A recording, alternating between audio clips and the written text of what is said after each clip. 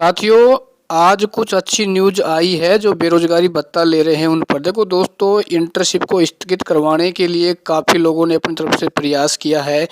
जैसे आप आज यहाँ पर देख सकते हो, जो अनीता बघेल है उन्होंने भी अपना एक बयान दिया। उन्होंने बताया है कि भत्ते के नाम पर बेरोजगारों के साथ अन्याय कर रही है कांग्रेस सरकार, ठीक है ना।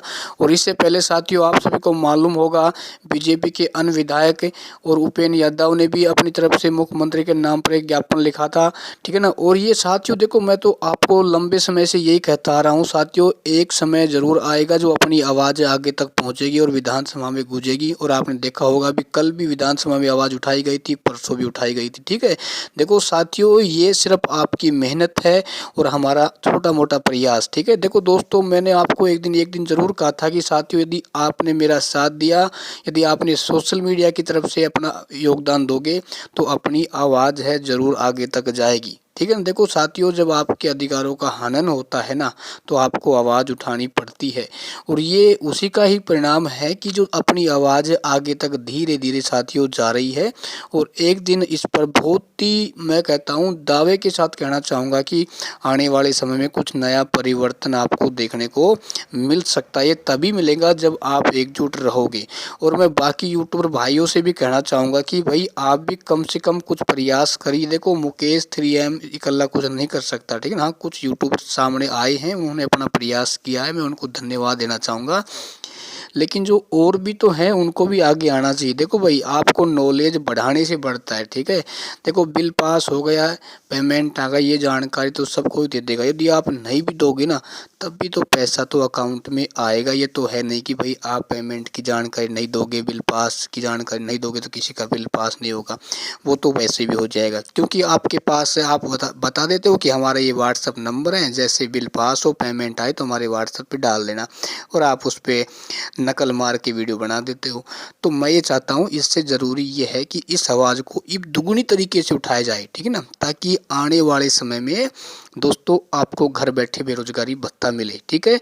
क्योंकि ये धीरे धीरे साथियों अपनी आवाज़ से आगे पहुँच रही है। अपन ऐसा ना हो कि इस समय अपन चुपचाप बैठ जाए, ठीक है। आज अनीता बघेल ने बताया है कि मैं आपको यहाँ पर पढ़ के बता देता हूँ, ठीक है। इसमें लिखा हुआ है, पूर्व महिला बाल विकास मंत्री और अजमेर दक्षिण विधायक अनीता बघेल ने मंगलवार को कांग्रेस सरकार पर जमकर तंज कसा। उन्होंने कहा कि भत्ते के नाम पर बेरोजगारों के साथ कांग्रेस सरकार ने अन्याय किया है, ठीक है। यानी उनसे झूठे वादे करके उनको धोखा दिया है, ऐसा उन्होंने इसमें बताया है। ज़्यादा लंबी चौड़ी मैं महाभारत इसमें नहीं पढ़ के बताऊंगा, आप आराम से पढ़ लेना। लेकिन उसके बाद एक न्यूज और आई है, उसमें साथियों ये बताया गया है, आप यहाँ पर देख सकते हो। उसमें लिखा हुआ है, सरकार ने बचा लिए 35,97,000 रुपए, युवाओं को संबल देने की योजना में कम हो गए 1,100 बेरोजगार। दोस्तों बिल्कुल, यानी जो पहले भारी भरकम मात्रा में मेरे राजस्थान के जो युवा साथी बेरोजगारी भत्ता ले रहे थे, लेकिन भाई इंटर्नशिप लागू होने से क्या हो गई, इनकी संख्या बहुत कम हो गई।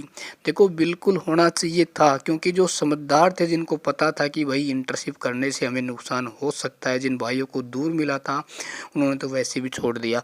तो कहीं ना कहीं ये आने वाले जो युवा हैं, उनके भविष्य के साथ एक प्रकार का मैं खिलवाड़ मान सकता हूँ। क्योंकि भाई देखो, मान लो एक पढ़ाई करने वाला युवा है ना, वो पढ़ाई कर रहा है, उसको पता है कि भाई इस समय राजस्थान में रीट की भर्ती आई हुई है। यदि मैं इंटर्नशिप करने के लिए जाऊंगा 4 घंटे, तो मेरे 5-6 घंटे वैसे ख़राब हो जाएंगे। और एक युवा को, जो आज का कंपटीशन का युग है साथियों, बहुत ही, मैं कहता हूँ, बहुत ही भयानक युग है। इसमें एक एक सेकंड आपकी लाइफ को बदल सकती है। तो काफ़ी युवाओं ने तो इंटर्नशिप से मुंह मोड़ लिया है साथियों, बिल्कुल मोड़ना था। मान लो वो इंटर्नशिप करने के लिए जाएंगे, तो आने वाला भविष्य उसका क्या हो जाएगा, अंधकार में पड़ जाएगा। तो मैं तो इतना ही कहना चाहूँगा, इन युवाओं की आवाज़ को समझना पड़ेगा, ठीक है ना। जब तक आप ज़मीन से नहीं जुड़ोगे, जब तक आप, देखो भाई, मैं तो एक ही बात मानता हूँ, वो उस परिवार में उस पैसों की वैल्यू ही क्या जो परिवार को सुख नहीं दिला सके ना। तो मेरा तो इतना ही निवेदन है सभी यूट्यूबरों से कि भाई जागो, अपने बिलों से बाहर निकलो, ताकि प्रदेश का युवा जो तुम्हारे साथ जुड़ा हुआ था, वो आपसे उम्मीद कर रहा है कि आप भी कुछ नया करें। तो इनका साथ दें, इनकी आवाज़ उठाएं, भाई कम से कम आवाज़ उठाओ दो। इंटर्नशिप स्थगित हो या ना हो, अपना प्रयास करना चाहिए, अपन को कर्म ज़रूर करना चाहिए।